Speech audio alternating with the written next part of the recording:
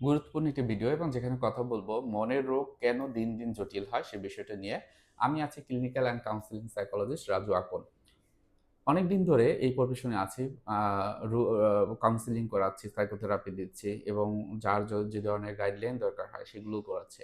আমার পার্সোনাল কিছু অভিজ্ঞতা আপনাদের আজকে ভিডিওতে শেয়ার করব। আশা করব প্রথম থেকে শেষ পর্যন্ত দেখবেন এবং আমাদের ইউটিউব চ্যানেলটি এখনো যদি সাবস্ক্রাইব করে না রাখেন অবশ্যই এখন রাখবেন। আমার লাইফে আমি দেখেছি যে মানসিক রোগগুলো না খুব জটিল হয়ে গেছে। আমরা কয়েকটা ফেজে একটা ফর্মুলেট করি। ফর্মুলেশনটা কি? আপনার ডায়াগনোসিস। আপনার কি রোগের জন্য আপনার এখানে আসতে হলো, সেই রোগটা কোথা থেকে উৎপত্তি হলো, কেন সবসময় এটা চলতে আছে, বা কখন এই সমস্যাটা বেড়ে যাচ্ছে। যখন বেড়ে যায় তখন আপনার কি কি স্কিল থাকে যার মাধ্যমে আপনি এখান থেকে মোটামুটি এটাকে একটা ম্যানেজ করতে পারেন। আপনার লাইফে বড় কোনো আঘাত আছে কিনা, বা একটা আমরা বলি না যে এই এর বাহিরে আমি যেতে পারি না, হয়তো আমার টাকা পয়সা কম, অথবা আমার হয়তো ফিজিক্যালি কোনো হ্যান্ডিক্যাপ আছে, অথবা আমার সোশ্যালি আইসোলেটেড, যে কোনো একটা যেটা লাইফ লং, বা আমার ইন্টেলেকচুয়াল ডিসএবিলিটি আছে, এডিএইচডি আছে। এই যে বিষয়গুলো যখন থাকে আলটিমেটলি আপনি হয়তো আরও সামনের দিকে আগানোর যে অবস্থা সেটা হয়তো বা থাকে না।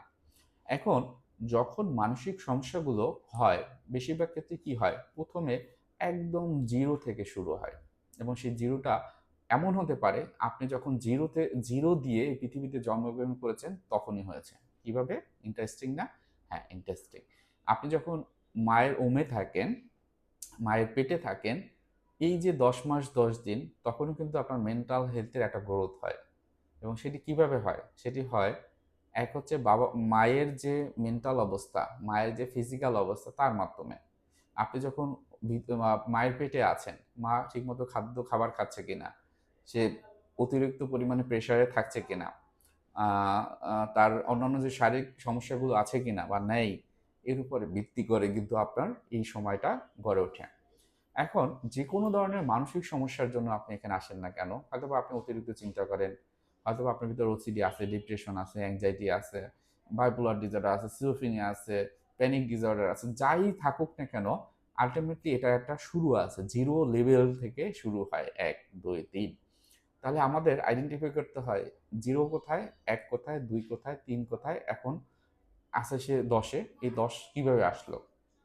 এখন এই ১০ পর্যন্ত আসতে হলে তাকে কিন্তু কাউন্সেলিং নিতে হয়। একের পর এক কাউন্সেলিং নিতে স্টেপ বাই স্টেপ তখন বুঝতে পারি যে তার আগের এই অবস্থাটা, এখন এই অবস্থাটা। এখন এই সমস্যা যখন অনেক বেশি আ জটিল হয়, তখন কিন্তু আপনি নিজে বুঝতে পারেন। কিন্তু ১, ২, ৩ গ্রেডে যখন ছিল বা ৮, ৯ ছিল, তখনও হয়তোবা আপনি মনে হয়েছে যে এটা একটু সমস্যা আছে, মানসিক সমস্যা। কোনো প্রফেশনাল কাছে যাবো কি যাবো না? বা কোথায় যাবো? কার কাছে যাবো? গেলে কি অবস্থা হবে? এই ধরনের কিছু প্রশ্ন আসে। হ্যাঁ? সো এই বিষয়গুলো যখন হয় তখন ইনিশিয়ালি কি হয়? আ খুব কাছে যিনি আছেন তার কাছে যায়। তার কাছে বিষয়টি জানান। ইভেন আমার কাছে এরকম অনেক আছে। আরে জানেন না, ওকে তো গাইডলাইন করছে। ওর এক আঙ্কেল আছে, সে লন্ডন থাকে অনেক বছর ধরে। অনেক পড়াশোনা করেছে। অনেক ডিগ্রি। হ্যাঁ? সে তো অক্সফোর্ড ইউনিভার্সিটিতে পড়ায়। বুঝেন? তাহলে তার কাছ থেকে গাইডলাইন নিছে, পরামর্শ দিছে। তারপরেও এই সমস্যা হতে পারে? এই ধরনের কথা যখন শুনি আল্টিমেটলি কিন্তু আমরা তখন আইডেন্টিফাই করতে পারি যে এখানে হয়তোবা অ্যাবস্ট্রাক্ট থিংকিং বা অন্য একটা অ্যাডজাস্টমেন্টাল ইস্যু আছে যার কারণে এই সমস্যাগুলো তৈরি হচ্ছে। মনে রাখবেন, আপনি যদি পড়াশোনা করেন, আপনি বাংলায় পড়াশোনা করছেন, আপনি বাংলা জানবেন। আপনি ইংরেজিতে পড়াশোনা করছেন, ইংরেজি জানবেন। আপনি সাহিত্য নিয়ে পড়াশোনা করেছেন, সাহিত্য জানবেন। একজন সাইকোলজিস্ট ঠিক একই রকম। প্রফেশনাল সাইকোলজিস্ট হতে গেলে তার জার্নিতে চ্যালেঞ্জ নিতে হয়, ইউনিকনেসটাকে বেছে নিতে হয় এবং সেই জায়গাটায় হয়তোবা ১০, ১৫, ২০ বছর একটানা কিন্তু হায়ার স্টাডিজ করতে হয়। ব্রেন নিয়ে, হার্ট নিয়ে, পুরো শরীর নিয়ে, মন নিয়ে, হ্যাঁ? বিভিন্ন ডিসঅর্ডার নিয়ে কাজ করে। এবং সেই জায়গাটাতে যখন কাউন্সেলিং করায়, প্রফেশনাল কাউন্সেলিং কিন্তু সময় নিয়ে তার বিষয়গুলো আইডেন্টিফাই করা, তাকে বুঝতে সাহায্য করা, এগুলো করানো হয়। এখন এটা যদি ওই এই দ এই এই যাদের রেফারেন্স দেয় তারাই যদি পারে তাহলে তো আমাদের দরকার ছিল না। যারা সাইকোলজি বা সাইকিয়াট্রিস্ট এর একদমই দরকার নাই। একজন সাইকিয়াট্রিস্ট এমবিবিএস করে, দরকার নাই তো। কারণ কি করবে? এ তো অন্যান্য যারা আছে তারাই করতে পারে। সো এটা হলো ভুল ধারণা। এটা কখনোই আপনারা এটাকে মেনে নিবেন না। বরং আপনার আপনার আ বাচ্চার বা আপনার ক্ষেত্রে যদি সমস্যা হয় তাহলে প্রফেশনাল এর কাছে যাবেন। তো জটিল হয় কেন? এই যে এটা একটা কারণ যে ১ম থেকেই সে এরকম সাজেশন নিয়েছে। কাউন্সেলিং তো আর সাজেশন না। সাইকোথেরাপি তো আর সাজেশন না। এখানে যেমন কথা বলার মাধ্যমে ব্রেনের চিকিৎসা করা হয়, কিছু অ্যাক্টিভিটি থাকে এবং সেই জায়গাতে অনেক সময় প্যারেন্টাল যারা থাকেন বা প্যারেন্টাল ফিগার যারা থাকে তাদেরকে নিয়ে কিন্তু এগুলো করা হয়। কিন্তু এই জিনিসটা যখন বুঝতে না পারেন, আপনারা হয়তোবা মনে করেন যে একজন আইডিয়াল হিসেবে মনে করে যে সে সবকিছু করে দিবে, তখন কঠিন হয়। আবার জটিলতার পেছনে আরো কারণ আছে। দেখা গিয়েছে আপনি হয়তোবা ঢাকাতে থাকেন না। তাহলে কি হলো? আপনি যখন গ্রামগঞ্জে থাকেন, আপনি ফার্মেসি দিয়ে আপনার হয়তোবা অস্থিরতা বা অনেক খারাপ থাকে, বুকে ব্যথা করে, হ্যাঁ? মাথা ব্যথা করে, ঘাড়ে ব্যথা করে, পেটে ব্যথা করে, পিঠে ব্যথা করে। এইগুলোর জন্য ফার্মেসিতে যান। খুবই সিম্পল। ডাক্তারের টাকা দিতে হচ্ছে না। জাস্ট হলো ২ টো ওষুধ কিনলাম, ৳১৩ লাগলো। ২ টো ওষুধ যে খেলাম, ৳৬০ লাগলো। ৳১০০ র মধ্যে শেষ। ঠিক খেলেন, ২-৩ দিন ভালো আছেন। কারণ ওটা তো আপনার ব্যথাটাকে কমাবে।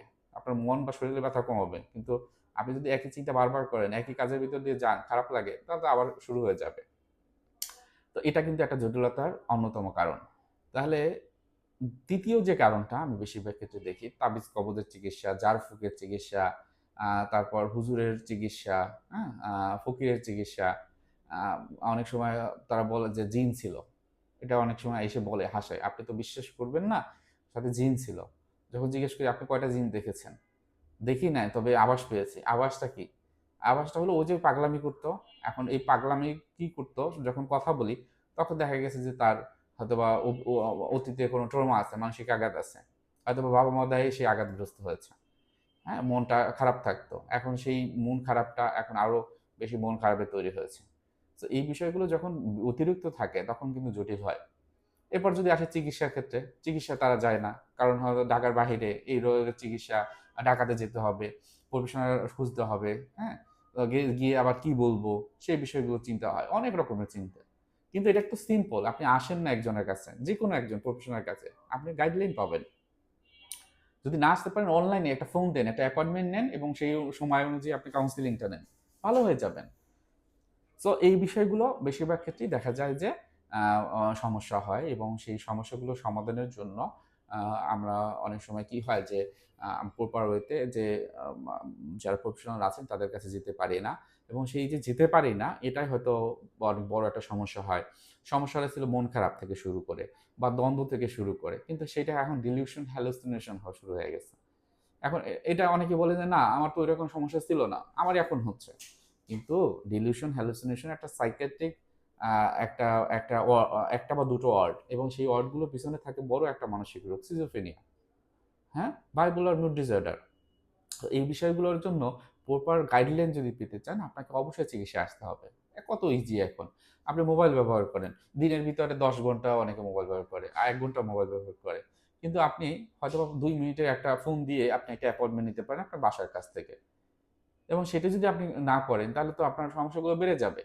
আপনার যে শিশুটা বা আপনি যদি এই ধরনের সমস্যার ভিতর দিয়ে যান, হয়তোবা এটা বড় রকমের একটা সমস্যা তৈরি হবে। তখন তার কর্মক্ষমতা বা তার ভিতরে যে পাগলামি মনোভাব সেটা বেড়ে যাবে।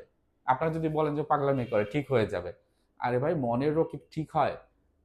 সেটা চিকিৎসা ছাড়াই এত সহজ মনে করেন? খুবই কঠিন। এটা করা যাবে না। খুব সহজ হবে যদি আপনার প্রফেশনাল কাছে যান, যেখানেই থাকেন না কেন। যান না একদিন সাইকিয়াট্রিক ডিপার্টমেন্ট, মানসিক রোগ বিভাগ যেটা আছে, সরকারি তো। টাকা-পয়সার দরকার নেই। ওখানে ৳১০ বা ৳২০ মাত্র দেয়। আপনার ওষুধও দিবে ফ্রি। যদি রোগীকে ভর্তি করাতে হয়, করাবেন। এটা আপনি ঢাকাতে থাকেন, যশোর থাকেন, সিলেট থাকেন, আ তারপর ময়মনসিংহ থাকেন, হ্যাঁ? রাজশাহী থাকেন। যেখানেই থাকেন না কেন, প্রত্যেকটা বিভাগে, জেলা শহরে অন্তত একটা করে মেডিকেল কলেজ আছে। সেখানেই সাইকিয়াট্রিক ডিপার্টমেন্ট আছে। যান সেখান থেকে দেখান। তারা তো আপনাদের চিকিৎসার জন্যই বসে থাকে। সো এই বিষয়টি খেয়াল রাখবেন। কারণ আপনার মানসিক সমস্যাগুলো জটিল হবে আস্তে, আস্তে। এবং পরিবেশের কারণে একটা যেমন থাকে যে হ্যাঁ, আমার ডিপ্রেশন ছিল, অ্যাংজাইটি ছিল। কিন্তু আশেপাশের মানুষগুলো দ্বারা বিরক্ত, ক্ষতিগ্রস্ত এতটা হয়েছে এখন আর ভাল লাগছে না। এখন আর মনটা খারাপ থাকছে। তার কারণে কিন্তু এই সমস্যার ভিতরে আপনারা পড়ে যান। জটিল করা যাবে না। আ আপনার এই সমস্যার জন্য বড় চিকিৎসা আছে তাদের কাছে যেতে হবে। আবার অনেকে একটা বিষয় আমি ইদানিং দেখি যে আ আ বিভিন্ন রকমের সোশ্যাল মিডিয়া আছে বা মেসেঞ্জার গ্রুপ আছে। সেখানে হয়তোবা আপনার এড হচ্ছেন এবং দেখছেন যে অমুকের এই সমস্যাটা আছে। তখন আপনি নিজের সাথে মিলান। আমার তো এই সমস্যা। এখন তার সাথে ১ টা ২ টা মিলল বা সবগুলোই মিলল। কিন্তু তার এডুকেশনাল ব্যাকগ্রাউন্ড কি দেখেছেন? আপনার হয়তোবা এডুকেশন ব্যাকগ্রাউন্ড ভালো। অথবা আপনার ফাইন্যান্সিয়াল ইস্যু নাই। উনার হয়তোবা ফাইন্যান্সিয়াল ইস্যু ছিল। হয়তোবা উনি ঠিকমতো ট্রিটমেন্ট নিত, বলত। কিন্তু হয়তোবা আজকে ট্রিটমেন্ট নিতে, আবার 1 সপ্তাহ 1 মাস ধরে ট্রিটমেন্ট নেয় নাই, কাউন্সেলিং নেয় নাই বা মেডিসিনটা কন্টিনিউ করে নাই, যখন একটু ভালো লাগছে বন্ধ করে দিছে, তখন কি রোগগুলো বেড়ে গেছে। তাহলে এই বিষয়গুলো আপনাকে মাথায় রাখতে হবে। আপনারা নিজেরা কখনো চিকিৎসা নিজের মতো করে নেবেন না। প্রফেশনাল যারা রয়েছেন সাইকোলজিস্ট কিংবা সাইকিয়াট্রিস্ট তাদের আন্ডারে থেকে আপনার রোগের চিকিৎসা নেবেন। নিশ্চিত থাকেন আপনার খুব সহজে সমাধান পেয়ে যাবেন। এবং সোশ্যাল মিডিয়াতে যদি অ্যাড থাকতে হয়, যেমন আমাদের ইউটিউব চ্যানেলটি আছে, সেখানে কিন্তু আমাদের একটা মেসেঞ্জার গ্রুপ আছে। সেখানে মেসেঞ্জার গ্রুপে কিন্তু আপনার কি কথা বলেন বা কি ধরনের কনসেপ্ট নিয়ে আপনারা ডিসকাশন করেন, সেগুলো কিন্তু আমাদের নলেজে থাকে। এবং প্রতি সপ্তাহে একটা অনুষ্ঠান হয় সুস্থ মন সুন্দর জীবন, এবং সাথে সাথে আমরা চেষ্টা করি প্রতি মাসে একটা করে ফ্রি প্রশ্ন উত্তর সেশন দিতে, যেখানে আপনারা বিভিন্ন রকমের প্রশ্ন করেন। সো এইগুলোর সাথে আপনি অ্যাড হতে পারেন, যেখানে প্রফেশনাল রয়েছে, নন প্রফেশনাল রয়েছে, সেখানে আপনার থাকলে তো ভালো হবে না, কারণ তার সমস্যাগুলো আপনার ভিতরে ঢুকে যাবে। আবার আমাদের এখানে আপনি যদি ভালো থাকতে চান বা ভালো থাকেন, হ্যাঁ, আপনি মতো করে থাকতে পারেন, প্রশ্ন করতে পারেন, কোন জিনিসটা করলে ভালো হবে সেটা সম্পর্কে আমাদের রাজু এখন লিখে যদি সার্চ দেন, সেখানে দেখবেন যে ইউটিউব চ্যানেলটি আসবে, স্পষ্ট করে বলা সেলফ হেল্প টেকনিক, কোথায় পাবেন সেলফ হেল্প টেকনিক, সেগুলো দেওয়া আছে। আমরা সর্বোচ্চ চেষ্টা করি আপনাদের ভালো রাখার জন্য, ভালো থাকার জন্য। সো অবশ্যই এটাকে আপনারা গ্রহণ করবেন, আপনাকে এটাকে মেনে নিবেন এবং সেই ভিত্তিতে কাজ করেন, আপনি ভালো থাকতে পারবেন। এই পৃথিবী যেরকমই চলুক না কেন, সেটা কিন্তু আপনার মতো করে চলবে, আমার মতো করে চলবে, সেটা কখনো আমরা কল্পনাও করব না। কারণ পৃথিবীর এই যে ঘড়ির কাঁটাটা চলে, সেটাও কিন্তু তার নির্দিষ্ট গতিতে চলে। আপনার যে সমস্যা, আপনি যে সমস্যার ভিতর দিয়ে যান, তার একটা নির্দিষ্ট গতি আছে। এবং সেখানে হয়তোবা অন্য মানুষগুলো, আমার হেলথ, হ্যাঁ? এগুলো কিন্তু ডিপেন্ড করে। আমার প্রেশারে আমি থাকি কিনা, হ্যাঁ? আমার কোনো কাজ করতে গেলে আমার খুব ভয় লাগে কিনা, এই বিষয়গুলো কিন্তু ডিপেন্ড করে। সুতরাং মনের রোগের চিকিৎসা আছে এবং সেটা বৈজ্ঞানিক যে ভিত্তি, সেটাও কিন্তু আছে। আপনারা সবসময় চেষ্টা করবেন যে যারা যে বিষয়ে প্রফেশনাল, যে বিষয়ে সায়েন্টিফিক যে আ আ সমাধান দেয় সেখানেই যেতে। সেজন্য সাইকোলজিস্ট কিংবা সাইকিয়াট্রিস্ট। তো আজকের ভিডিওটি এখানেই রেখে দিই। অনেক বড় ভিডিও করব না। আ সবাই ভালো থাকবেন এবং আমাদের চ্যানেলটি সাবস্ক্রাইব করে রাখবেন। আপনাদের কোনো কমেন্ট থাকলে অবশ্যই আমাদের এই চ্যানেলের এই যে ভিডিওটি, এখানে কমেন্টে জানাবেন। ধন্যবাদ।